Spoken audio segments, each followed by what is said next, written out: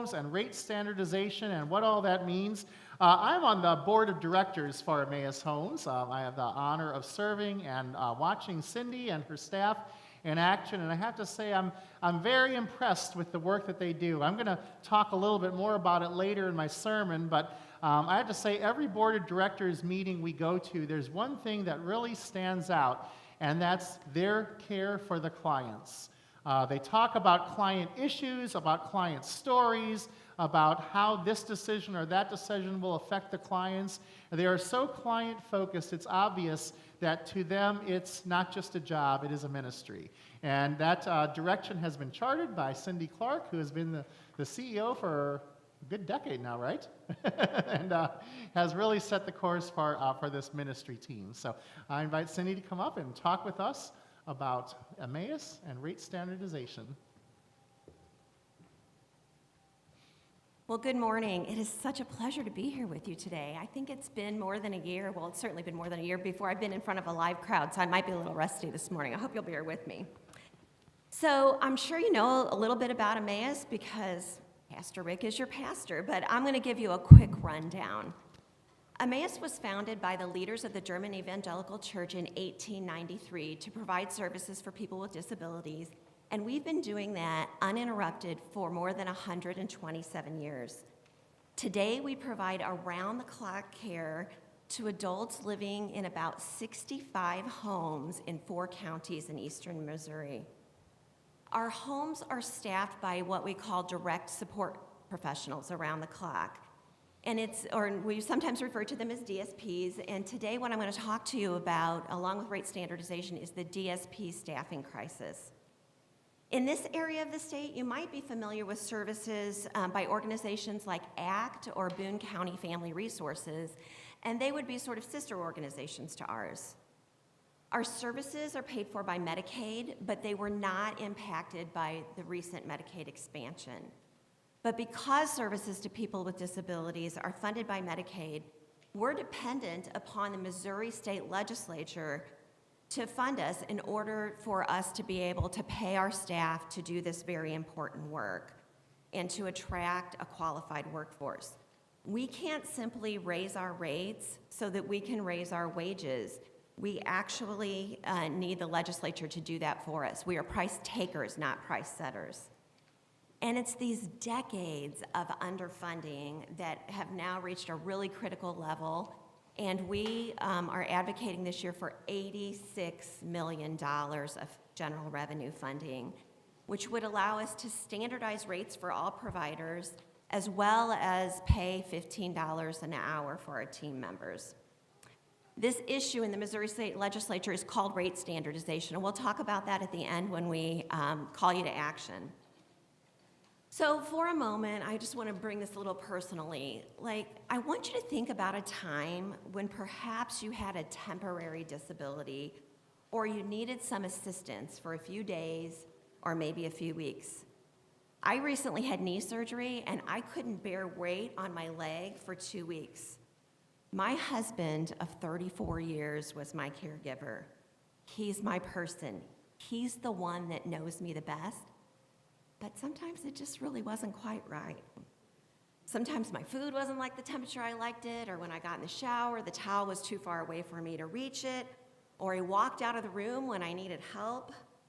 But fortunately, I can still ask for what I need, and my injury was short-lived. So imagine now that you face these challenges every single day. Maybe you need help to prepare your meals, or you need somebody to feed you. You need assistance in the shower. You need assistance moving from your wheelchair to your bed and back. Now suppose your speech is difficult to understand, or perhaps you don't speak at all, but you've still got a lot to say. It takes time to understand your wants and needs, and these are all very common issues facing people with developmental disabilities. So now you've got this really set of complex needs, and you live in a home with a few roommates, and you have some paid staff. If your home were fully staffed all the time, it would take about 7 to 8 people to care for you and your roommates throughout the week. They would work with you consistently, and they'd get to know your likes and dislikes and how to best care for you.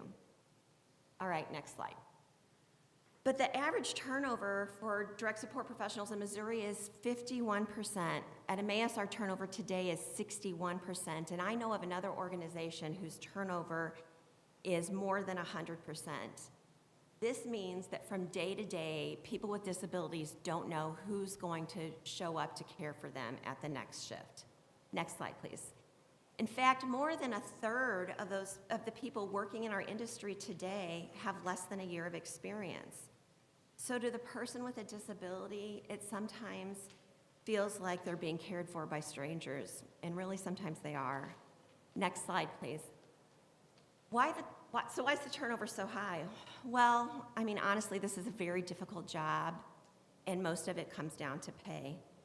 DSPs in Missouri average $11.44 an hour.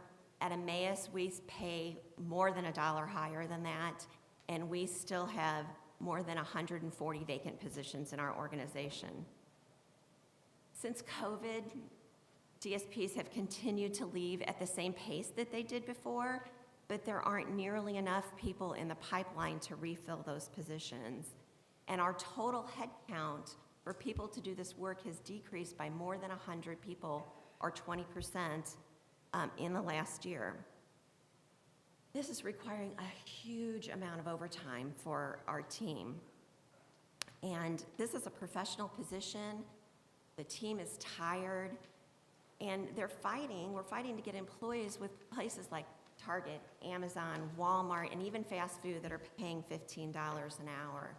It's really difficult for us to justify these low wages for people doing such challenging work. Next slide, please. And sadly, sometimes this is the guy that shows up to work at your home. What if you needed assistance in the middle of the night and this was the person on duty? And I'm not even casting judgment on him. Perhaps he works 2 jobs just to make ends meet, and he's simply exhausted. I'll tell you that this guy was fortunate enough to get a second chance because we simply don't have enough staff to let him go. We couldn't afford to lose him. Okay, that's pretty heavy. So it isn't all bad. Next slide, please. This is Winnie. During the COVID crisis, her client Lisa was very sick and in and out of the hospital for more than a month. So this is a time when we're not letting people into hospitals, right? But Winnie was there day in and day out with her client. The doctor team wanted to send her home on hospice, but Winnie wasn't having that. She finally advocated for Lisa to get her gallbladder removed, and I'm happy to report that Lisa's at home and thriving thanks to Winnie's advocacy. Next slide. This is Braden. To help out with the staffing crisis, Braden has been sheltering in place at the home where he works. This means that since last May, he's been working a week on and a week off, 16 hours a day, 7 days a week during that week, which is a huge commitment and a huge change in his lifestyle. But that hasn't really stopped him. Braden created an outdoor theater for the guys to keep them entertained. He taught them how to use iPads so they could communicate with their families. And he even taught one guy how to eat with chopsticks. That's pretty impressive. Next slide, please. And finally, Natasha. There have been some times during COVID when I would like to go stay with the guys in the home where Natasha works because she has made it so fun for them. She's always celebrating a holiday or having a dance party. But it's not all fun and games. She's got a gym set up there, so she's keeping them active so that they keep their strength during the COVID crisis. She had them rake their own leaves this fall, and just a few weeks ago, she took them to the food pantry to make a donation. She was really quick to tell us she didn't have the clients use their own money, but she just wanted them to know that they were more fortunate than many. So, again, these folks like Natasha make about $12.50 an hour to do this work, and I'm grateful for each and every one of them. I pray every day that they're going to stay with us, but I know that more than half of them won't be with us this time next year. This is the worst staffing crisis I have seen in my 25-year history of working in nonprofits. And it's only been exacerbated by minimum wages, the shortages in staffing since the COVID crisis, and there just simply aren't enough people that are willing to do this work for this pay. So you might be able to imagine that I've had some pretty frank conversations with the Lord in the past year. In the midst of the staffing crisis, we've lost about 130 staff.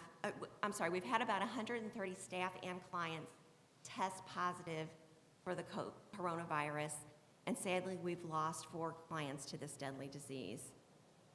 But we do have a few glimmers of hope. Last week, Governor Parsons changed his recommendations to the state budget, and he's allocated $50 million of the $86 million we need to fix this issue. That's great news. For Emmaus, that simply means that we'll only be able to cover our budget deficits that were created when our board kindly increased our wages a few years ago, but at least we won't have to discharge clients to balance our budget. We really need the full $86 million, and as Austin pointed out in the lobby, that's not over the finish line yet. It still needs the support of the Missouri legislature. So that's how you can help, by helping us contact our elected officials and take action and let them know that this issue is not only important to people with disabilities, but it's important to all of you too. Austin's got some materials out in the lobby to help you do it. It's really easy. There's a postcard. You can fill it out. You can send it in. And you can join his list of people that are advocating for us by sending these repeated communications. But in closing, what I want to say is, while we appreciate your action, one of the most beautiful things about Emmaus is that there are so many people like you that continue to pray for our work every day. And we really do feel the power of your prayer, and we are forever grateful for it. So I want you to take action, but I hope you'll continue to pray for us and for our work as we work to fix this issue. Thanks for having me today, and may God bless you and your families.